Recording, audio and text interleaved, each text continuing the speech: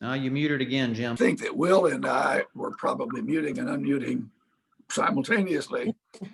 And Rick Steinbacher, does that remind you anything of the offense on the team that on the first team that you played on for Mac Brown?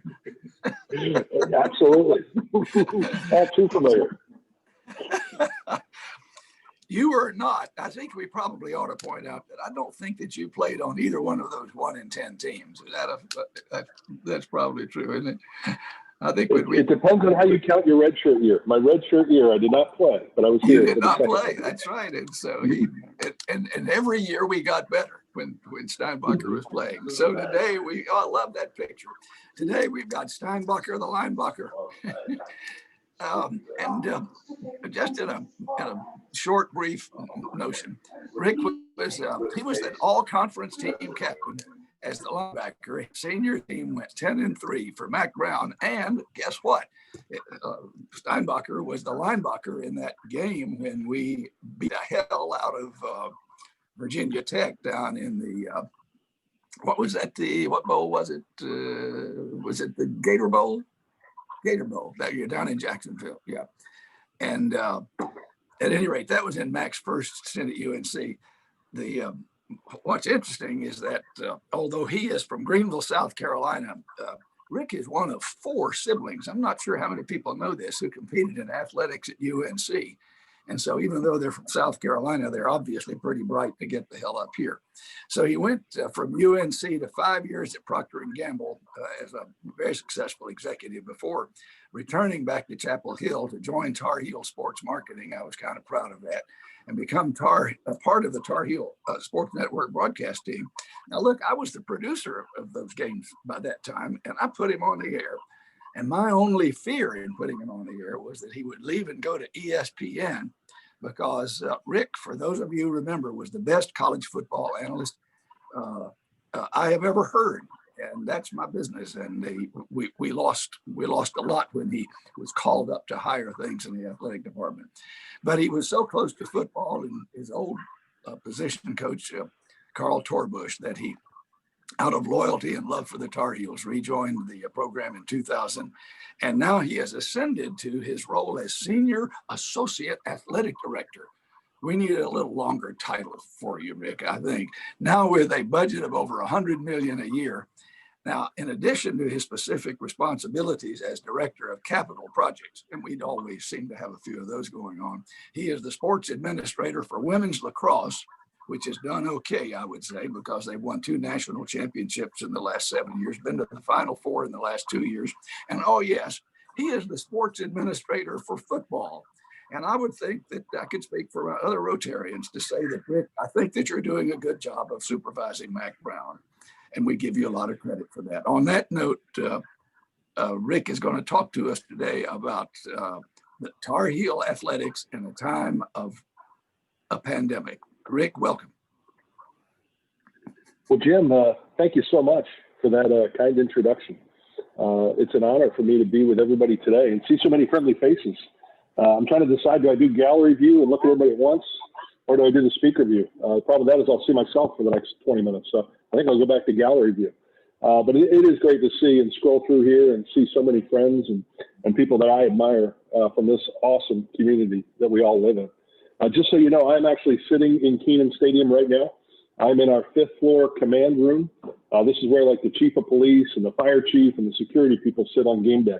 And it's got an absolutely immaculate view of Kenan Stadium. So I'm looking at you, but either way I look over my monitor, I'm looking at Kenan Stadium, looking really, really pretty and ready for tomorrow. So I know we won't have a lot of people here tomorrow, but we will certainly have about 3,500 and hopefully some of you. And it should be a great, great day. Don't worry about the rain. We've waited long enough to watch football in Kenan Stadium. Don't let a little rain scare you away. But before I get started, I do want to say it's a pretty cool honor for me, not only to talk to this group, but to get to share this virtual stage with Dr. Joe Jenkins, Gavin Hyman, and Jim Hebner. I feel a degree of indebtedness to all 3 of these men. And let me share why. The first is Dr. Joe. Every morning when I get up, the very first thing I do is put on my Easy Mask. This is the mask created by the one and only Dr. Joe Jenkins. It's the most comfortable, It fits the best. And we tested every single mask we have in the university's EPA lab. And this thing tested way higher than anything else. So, Joe, I think of you every morning. I think of my wife first. But after I get up and I put my mask on, I'm thinking of you. So it's great to be with you today. I would also say it's an honor to be with Gavin Hyman. In fact, the reason I say that, my younger daughter is actually calling me right now.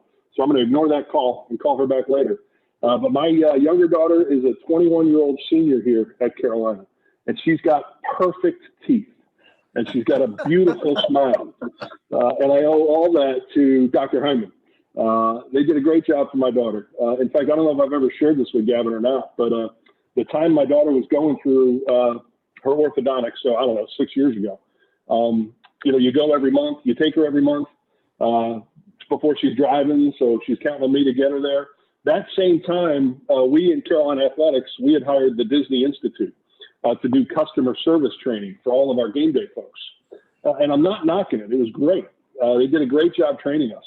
But it was all about how to take great care of customers, provide great customer service, how to set up your facility. So the same time we're going through this training with the Disney Institute, I'm going every month to Dr. Hyman's office. And every time I went in there, I was like, wait a minute. They're doing everything that Disney's telling us to do, even better than Disney's telling us to do. I kept telling people we should just go to my orthodontist and watch them, and we can learn customer service from them. So, Gavin, I don't know if I've ever shared that story with you. Well, thank you very much. Your staff and you are awesome. I appreciate it. And then my final one is I'm always happy to be with Jim Hebner. I love Jim. Jim means the absolute world to me. He shared a little bit of the story, but I'll just fill in a little bit more color commentary there. I've been working for Carolina Athletics for 21 years now. Goes fast. I had dark hair when I started. But I get to do a lot of neat things. But throughout all 21 years of working here, probably my favorite thing to do is to speak to football recruits. So every role that I've been in, whoever was the coach at the time, they would usually ask me to come in on official visit weekends and speak to recruits. So getting to tell them how special it is to be a football player at North Carolina is a pretty fun thing for me to do. It's not something that I need to sell. It's just tell the story. It's always been fun, but now with having Mac Brown back, it's even more fun than ever. I was good at selling Carolina when we had a different head coach, but to be able to sell the Carolina experience when Mac Brown's our head coach is even that much more fun for me. And usually I end those talks now by saying that I owe everything that I have and everything that I am to three people in my life, my mom, my dad, and Mac Brown.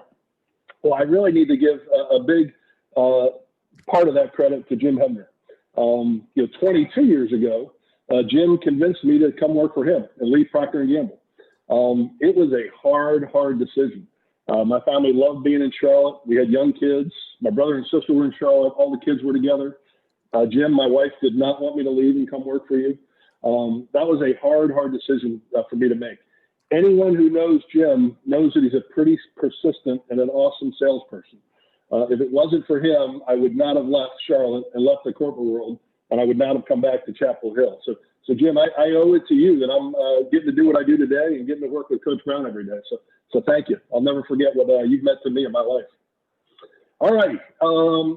The other thing you can say that's great about Jim Hebner is if he asks you to speak to a group, he's not only going to ask you to speak to the group, he's going to give you very specific recommendations of what you should talk about. And Jim, I appreciate that. So I'm going to go through this list that Jim gave me. I think it's a great list. If you love what I talk about, blame Jim. If you don't like what I talk about, blame Jim, because I'm working off of his list. But the topics that Jim suggested, and I will try to work through these pretty quickly so we can save as much time for questions as possible, is Jim just suggested, hey, give us a picture of what it's like managing UNC athletics, both the sports and the budget. And he said since the 1st of March. So obviously that means since COVID. So I thought I'd touch on both of those, what it's like managing things overall, and then specifically the budget impacts and how we're dealing with them. We've called our plan Return to Action Roadmap. That's what we've been calling it ever since we started. We obviously shut down in mid-March. We stayed shut down through April and May. And then we began our Return to Action Roadmap on June 1st. So June 1st is when our staff started coming back, and we phased them back as slowly as we could. We started with just our facility staff and then our sports medicine staff. And then by early August, we had most of our staff back, but not all of them. We still do have a number of our external functions working from home. So fundraisers, marketers, creative services folks. The people that directly work with the student athletes, obviously since the student athletes are back, they're all back on campus now. So phase one for us was bringing the staff back. Phase two was bringing the student athletes back. We started that process on June 12th. We slowly brought our football team back from June 12th to July 4th. And then we brought our basketball programs back right at about July 4th. And then about a week after that, we brought our fall sports back. And then early August, when the rest of the student body came back, that's when we brought all of our other student athletes back. So those were the first two phases that we went through. A question that Jim suggested, which I thought was a really good one, was what were some of the challenging decisions or some of the dilemmas that we faced? I think one of the biggest challenges we faced was the need and the desire to be incredibly safe, to do things slowly, and to do things in a way that made our staff and our student athletes as safe as they could possibly be. Balancing that with how anxious our student athletes were to come back. People have talked all the time about some other universities and people not wanting to be back. Our student athletes were desperate to get back to Chapel Hill. Our football team, our basketball players, it's been such a crazy 6 months. I think getting back together with their teammates was such an important thing for them. So just, bringing them back safely, but knowing how much the student athletes themselves wanted to get back and get back together. That was probably one of the biggest, if not the most challenging things that we wrestled with during this return to action. Those first two phases, I've shared a couple of times some of the biggest lessons we learned. I think there's probably three key ones. The first one was the fundamentals are the fundamentals. I remember when COVID first started and masks were or were not being worn. And people started talking about the fundamentals. And for us, our infectious disease doctors on campus, our sports medicine staff, they started preaching right away: masks, distance, wash your hands, and disinfect spaces.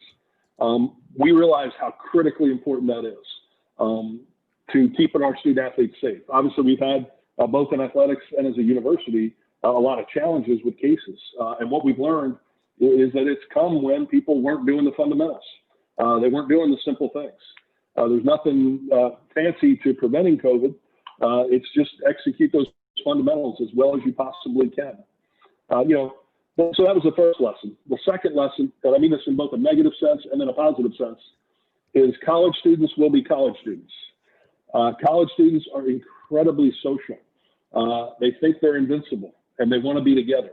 I share that in maybe a negative sense, is that's what caused the issues we had with football in July and then some of our other sports programs in August. I think a lot of what happened with us is when student athletes came back, we tested them, and the vast majority were negative. We tested them again about 10 days later, and the vast majority were negative. I think at that point, they all let their guard down, and they said, well, we got this thing figured out. And that's when we had a spike in early July with football, and then a spike in August with our other sport programs. They just wanted to be together. They wanted to be social. They'd heard us preaching masks and distancing, but they didn't recognize or they didn't realize how critically important that was. The positive sense of that is how well they've responded since then. Our student athletes have been fantastic.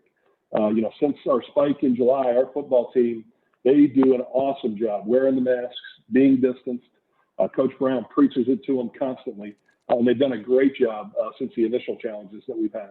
Same thing with other student athletes as well. And then the third and final lesson is, we've got some real superheroes in our athletics department.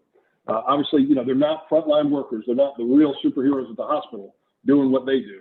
But our sports medicine staff, the things that they've done since June to protect our staff and to protect our student athletes, our nutrition staff, the things that they've done to support our student athletes, particularly those that were in isolation or quarantine, our facility staff. I mean, they're disinfecting every single facility that we have at least once a day, and sometimes multiple times a day.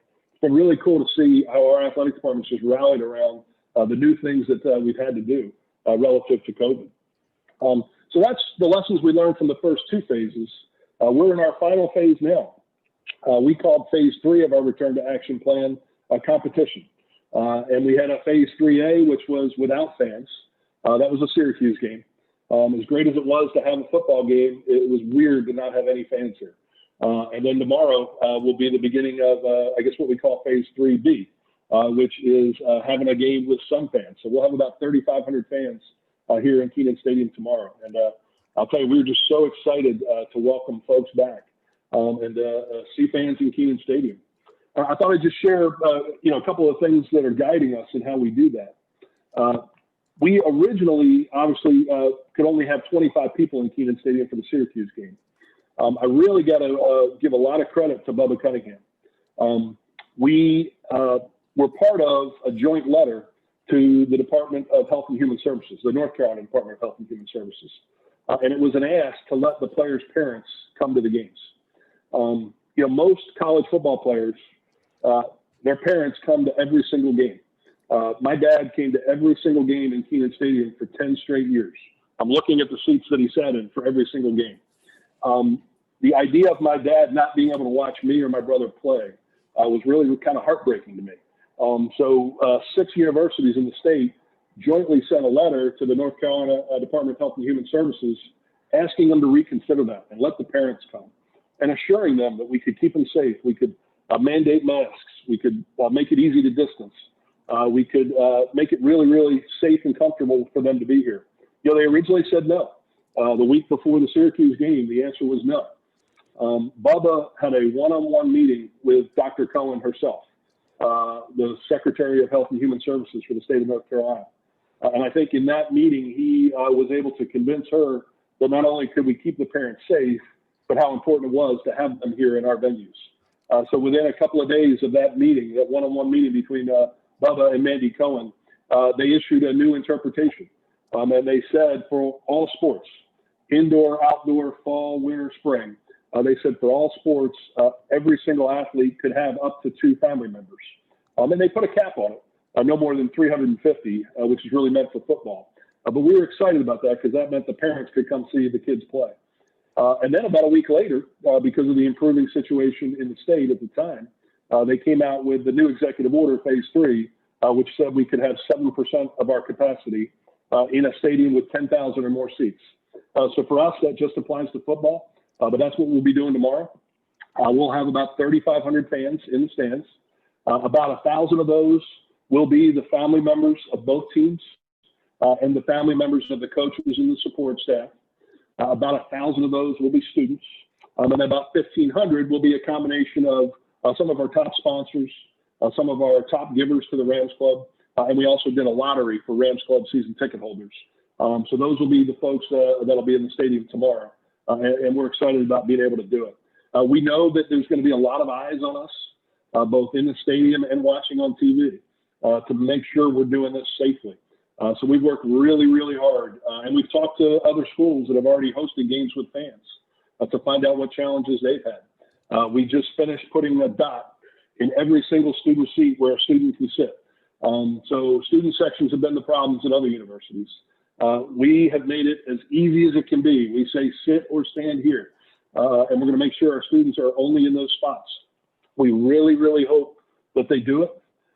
Because our hope is we get through the game tomorrow and every single student that comes in the gate is there at the end of the game. We will give them one warning. Unfortunately, if they don't listen after one warning, they're going to get escorted out. My hope is they're going to do it from the beginning. But I do believe that if we end up having to escort 3 or 4 or 5 out, hopefully everybody else will get the message. But we're going to make sure that people stay as safe as they can possibly be. We've done the same thing throughout the rest of the stadium. Everybody will be seated at least 6 feet apart. We are going to mandate masks.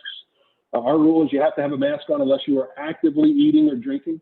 And we've got 300 hand disinfecting stations all throughout the stadium.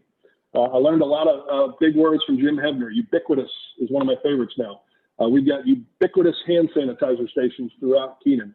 So we'll be making sure that we make it as safe and as comfortable for everybody as we possibly can. That's the rules for Kenan Stadium. The rules for Dorrance Field, Shelton Stadium, any outdoor venue smaller than 10,000 seats is we can have up to 30% of the capacity of the venue or 100, whichever is less. So basically that means we can have 100 people. We'll basically allocate those tickets to the family members of our players and the coaching staffs and a few other select guests. We won't be able to do kind of general public sales for those venues, but at least we can have the family members there. So we'll start doing that starting tonight. We've got a soccer game men's soccer against Clemson tonight. So that'll be the first time we're operating under that new rule. People ask me all the time, what about basketball? What's it going to be like in the Smith Center? We don't know yet. The executive order allows for parents anywhere, and then it talks about outdoor venues. It does not say anything about other than family members in indoor venues. So obviously we'll learn what that's going to be in the coming weeks. That's obviously really important to a lot of people, is what's going to be the ability to have fans in the Smith Center for men's basketball and in Carmichael Arena for women's basketball. So we will see, but we don't know yet. I start every morning before I put Joe's mask on. I start every morning by yelling at my wife. My wife works for GlaxoSmithKline in their vaccines division. So every morning when I get up, I say, come on, honey, get it done. And she loves to tell me how complicated it is to make a vaccine. And I respond in true Mac Brown form and say, I don't care. Just get it done. But we're hoping that the vaccine comes out soon so that we can get back to having more and more fans in our venues. The other final thing I'll touch on is the other thing that's going to be really interesting is this spring. Our fall sports, all except for football, can compete in the spring. So in the spring semester, we are likely going to have 27 of our 28 teams competing. And then even football is going to have 4 to 5 weeks of spring practice. So just having every single team that we have active at the same time is going to be interesting. It's going to be a big challenge. So we'll see how that goes this spring. The other thing I'll touch on is Jim asked me to talk about the budget impacts of everything. Bud has been incredibly transparent, both publicly with the university, with our staff. We originally started talking about a $30 to a $52 million loss this year. The high end of that was playing no football at all. Well, now that we're playing football, so we're going to get at least some of the TV money. That 30 to 52 million is probably shifting more to a 20 to a $40 million loss range. But obviously that's a major, major challenge for us. Luckily the Rams Club's going to support us. The university is going to support us. We're going to get through it, but we've had to make some really hard decisions. We did a phase 1, a phase 2, and then a phase 3 of budget cuts. Phase 1 was things like more regional scheduling for our Olympic sports. Phase 2 was actually cutting pretty significantly operating budgets for all of our units and all of our sport programs. Phase 3 was the deepest one. And again, we've done all 3 of these phases now. Phase 3 included a number of things. It included a pay cut for every single person in the athletics department. Obviously it stinks to go through that, but I'm really, really proud of what Bubba did and what our athletics department did because his principles were 100% participation. Everybody was part of this. Second principle was no layoffs. We weren't going to let anybody lose their job.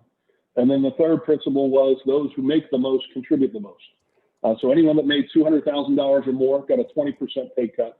100 to 200,000 got a 10% pay cut. And then anyone who made less than $100,000 got 15 furlough days. So that's about a 6% pay cut.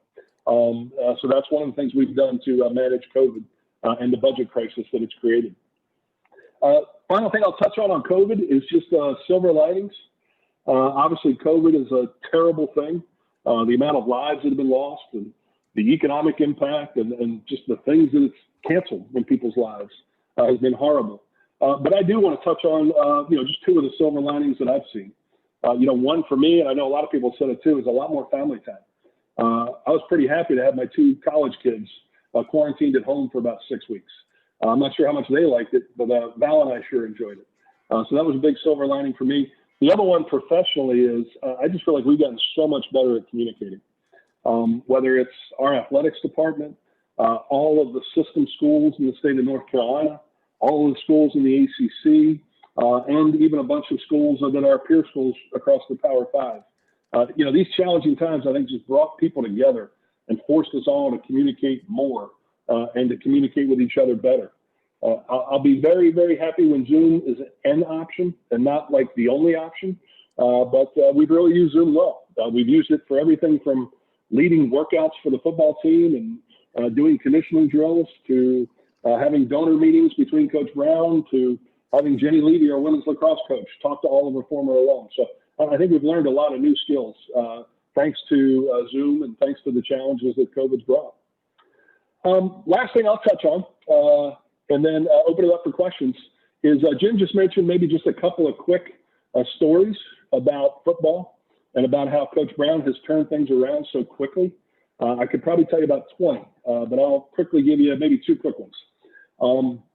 The first one I'll say is I'll never forget when Bubba called me in his office. And obviously it didn't take long to go from Coach Fedora unfortunately being let go and Coach Brown being hired. But Bubba brought me in that interim period, and he said, Rick, what would you think of Mac Brown coming back to be head football coach? I had to say, I said, boss, let me disclose a possible conflict of interest. I said, I deeply love Mac Brown. He's one of my favorite human beings in the history of the world. I said, now having disclosed that conflict of interest, let me tell you all the reasons why I think it would be absolutely fantastic. And I shared with him why I thought it would be great. And wow, Mac has been everything we had hoped for and then more. He's just an awesome communicator. He's an awesome leader. And he's an awesome person for the most part.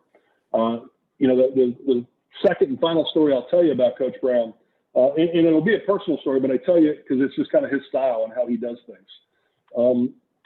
He had been back maybe about 3 months. So we hadn't played a game yet, but we were doing winter workouts. And one of my favorite things to do now, I don't go to every practice, but I go to, maybe 2 or 3 a week. But after practice, when he calls the team up and he talks to the team, I love standing behind the team and listen to him talk to them. And I love it because he's saying the same kinds of things that he said to me when I was a player 21 years ago. And he is a great coach and he is a winner. But he is the best I've ever seen at using sports to teach people lessons for life. And this particular day, he called the team up and he told them how they were getting better at doing hard things together. And then he went on about how the better they get at doing hard things together, the more games they're going to win. And then he kept taking it another step further. And he said, the better you learn how to do hard things with other people, the more success and happiness you're going to have in your life. And he started giving examples of having to be a leader in a business crisis, having to bury a parent. And here I am listening to him talk to the team, and I had just buried my high school football coach, and I had just lost my father-in-law. So here he is talking to the team, and I'm listening to him 20 years after having played for him. And I'll never forget, I started crying while he's talking to the team, just because what he was saying, I needed to hear right now. That's just the way he coaches. That's the way he leads. He's an awesome teacher. He's a great educator, and he's a great, great person. And that's kind of what he brings to our football team. So I will close with my worst moment from COVID and my best moment from COVID. And I apologize, I've run a little long here. I'll take whatever questions for as long as Gavin lets me. All right, so my darkest, most challenging moment since COVID. It was March, I want to say March 12th or 13th, somewhere in that range. It was the day the NCAA canceled all of the postseason competitions, which basically effectively canceled all sports for the spring. As Jim mentioned in his kind introduction, in addition to working with our football program, I also work with our women's lacrosse program. Well, at the time, our women's lacrosse program was 7-0. They were number 1 in the country, and they were absolutely steamrolling to their 3rd national championship. Jenny Levy, who I admire so much, she's absolutely awesome. She's told me, she said, Rick, you got to tell them. She said, I'm going to gather them up, but you got to tell them what the NCAA just did and how it impacts them. So here I am in a locker room with 45 women, 18 to 22-year-olds, and they are absolutely sobbing as I'm breaking to them the news that their national championship season is over after just 7 games. It was the hardest thing I think I've ever done professionally. It was my lowest moment in COVID, just seeing how much that crushed them. So I flip it to what's been my happiest moment since COVID hit. About a week after they canceled the spring sports, the NCAA announced that all the seniors could come back for another year and get that year back. but many universities didn't have the funds to pay for it. Well, as everybody learned then, an anonymous donor called Bubba that day and said, I will pay for every single scholarship for every spring athlete that you have. I thought that was unbelievably awesome. I had a hunch at the time who it was, but obviously I didn't know who it was. So my happiest moment since COVID, I think it was either late June or early July, when Bubba finally convinced Roy to let the world know who funded all those spring scholarships.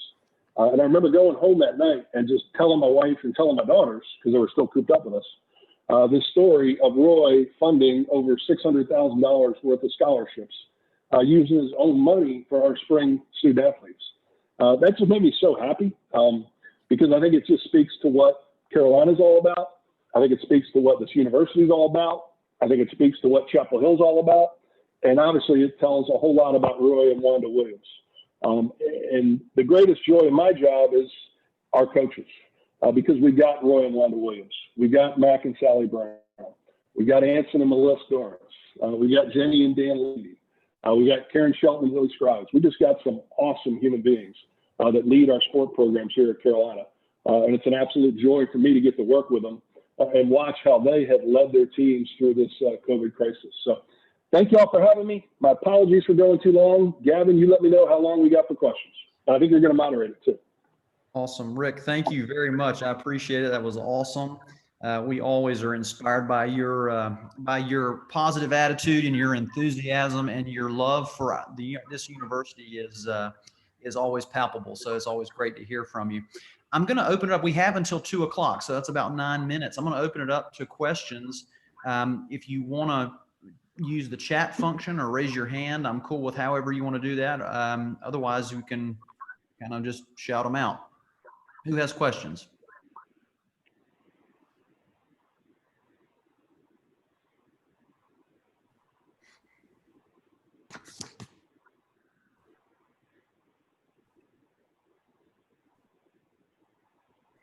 I'll start then. I want to ask one about tomorrow, Rick. I want you to walk us through. Tell me what does your day look like? I can imagine. I have seen you on the go on a typical football Saturday, and I know tomorrow is going to be a different version of that. But walk us through kind of what you expect your day to look like in terms of how you be on top of operations and all the things that go on behind the scenes to make that an important endeavor. Sure, Gavin. Last year, me and two of my colleagues, we started a challenge. We all wear these Apple Watches where you track your steps. So it was who got the most steps on a game day. And I think we topped out at about 30,000 steps one time. So a game day used to be nonstop, just moving around, checking on things, visiting with people, and making sure things were going the way they were supposed to. I don't think I've ever been as bored at a football game as I was at the Syracuse game. I just sat there, and there were no fans here. There was no one to worry about. There was no one to take care of. So tomorrow, obviously, it'll be somewhere between the two. Obviously, with 3,500 people, it won't be quite as crazy as a normal game, but we are going to really, really focus on making sure our fans are safe, making sure they feel safe, and then also making sure, particularly our students, but everybody, making sure they wear their masks, they're sitting where they're supposed to, because we want this to work. We want it to be successful, not only winning the game tomorrow, but our fans being here and being safe and not having any issues relative to the virus. So that's what we'll be focusing on tomorrow. I don't think I'll get 30,000 steps, but I might get about 15 to 20. Very cool. Jim Hebner has a question. Unmute. Well, I'll always have one. How do you keep the coaches in tow to wear the masks? That's in the heat of the moment. You can see it. They pull off the mask and they lose themselves, and it's kind of hard to tell the coach he's got to quit doing that when he's in the middle of a game. And are you asking in regards to all of them or just Dre Bly? Dre's the biggest challenge. Dre, I love watching Dre coach. He is becoming a great coach very, very fast. Dre hates wearing a mask. It's really, I believe our coaches are doing it pretty well. They're not perfect, but I think they're doing it well. And Coach Brown is just a stickler for it. At practice, he's got a wireless mic wherever he is. He spends as much time coaching masks and distancing as he does football now. That's just the job of a head coach in today's world. So I think Coach does a great job reinforcing it. Most of our coaches do it well. I've seen a lot of other teams that don't do it near as well. And again, our guys are not perfect. But I think they've learned. I mean, Coach told our team, he said, look, usually the best football team wins the game. Usually the best football team wins the conference championship. That's not the way it is this year. You not only have to be the best football team, you have to manage COVID the best. And I remember him telling them one day, he said, guys, your COVID will not last forever. Your Carolina experience will. So you guys just got to learn how to get through this year and realize that if you don't take care of each other, if you don't wear your masks, if you don't stay distanced, if you don't take care of yourself away from the football facility, because we learned even when we had our spike of cases in football, no one got it working out. No one got it in the weight room. No one got it at practice. They got it away from here at social events and then brought it back here. The coach has just done a great job saying to win an ACC championship this year or to beat Virginia Tech tomorrow, you not only have to be the best team, you've got to manage COVID. Whether you like it or not, that's the reality of today. And that's obviously what we're seeing as this season unfolds. Awesome. Brian Keeliff has a question. Rick, thank you for the presentation. Rick, please explain to me. We always hear that you guys make a lot of money for the university and we all depend on you. And I know we do for entertainment. In the News and Observer, they had a very interesting assessment of the revenues. So do they have it right that, for example, in 2019, the revenues were $107.8 million and the expenses were $110 million. In other words, a deficit, same for 2014 and backwards. So can you kind of clarify all that for us, please? Sure. No, it's a great question, Brian. Most college athletics departments lose money and are supported by the university. We are one of the few, and I don't have the numbers in front of me, but it's probably 20 nationally that make as much money as they spend. And then there are a smaller number, Texas, Ohio State, a few schools like that, that generate significantly more than they spend. So we're one of the few that are self-sustaining. The vast majority of our years, our revenue has exceeded our expenses. Exceptions to that have been years where we've made a transition in football coaching staffs, because that gets real expensive because you're basically paying two staffs for a single year. But most years we cover all of our expenses. Now, where revenue is generated for the university, there are several examples, and I know we're short on time. The best one I'll give you is trademarks and licensing. So any product, like I'm wearing a shirt with a Tar Heel foot on it. That is an officially licensed logo product of the University of North Carolina. Any product sold generates revenue through trademarks and licensing. In a normal year, that's about $3.6 million. The last year we won the national championship in basketball. It got all the way up to $5.2 million. Last year, I think mostly because of the resurgence of our football team, it generated over $4 million. 100% of those funds here at UNC go to non-athletics scholarships. 75% need-based, 25% merit-based. So the numbers that you were quoting is our direct budget, how we fund our own operations. But there are some examples similar to the trademarks and licensing, and that's the best one, of ways that athletics generates revenue for the university that doesn't get spent on athletics. And out of that, for example, athletics department, Rick, say last year, 107 million. How much of that is TV licensing? About a fourth of it is TV revenue. About a fourth of it is ticket sales revenue. About a third of it is donations.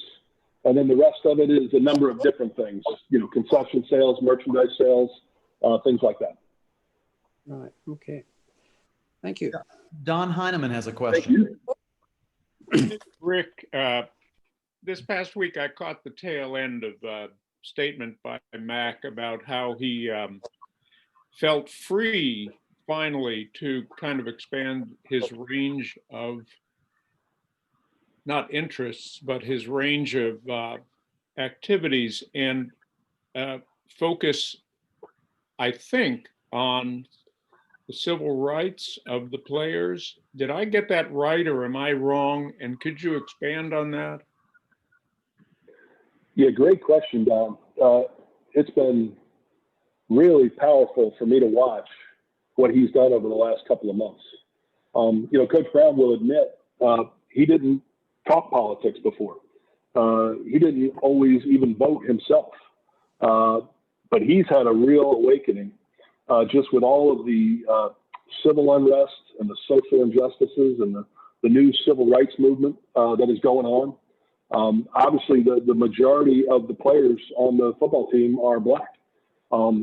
Watching Coach Brown and how he's handled that and how he has engaged the team and had great conversations with them, how he has been willing to talk about anything.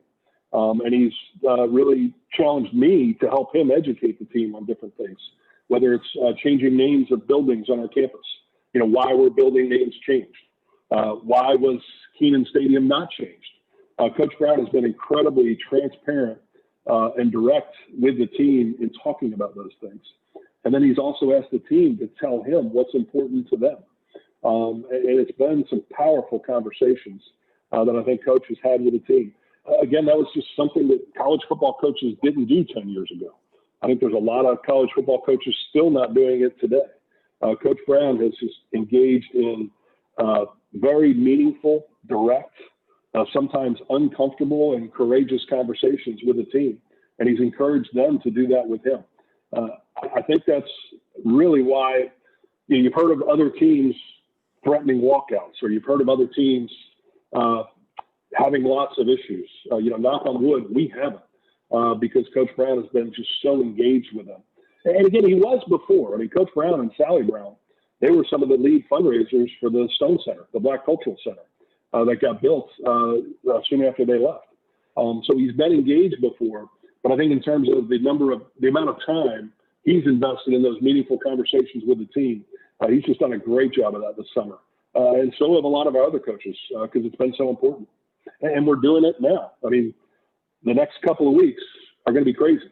The next couple of weeks leading up to, during and following the election, it's going to be a stressful time for our student athletes. So Coach Brown and our coaches are really ramping themselves up to support our student athletes and help them have safe spaces to voice their concerns and helping them think about things. We've had a political science professor on campus do voter education sessions with all of our teams, just to make sure they understand the process. Trying to do everything we can to support them through the challenging times of COVID, the challenging times of civil unrest, and then obviously the acutely challenging time that this election is going to bring over the next month. Well, Rick, thank you so much for your time today. We're grateful for you sharing your enthusiasm, sharing your experiences with us. We wish you a good day, good weekend, and we hope that this season closes out very strong for the Tar Heels. And we thank you for all that you're doing. Folks, thanks for joining us today. Wish everybody a safe weekend, and we'll look forward to tuning in again next week. Have a great weekend. Stay well. Thank you, Kevin.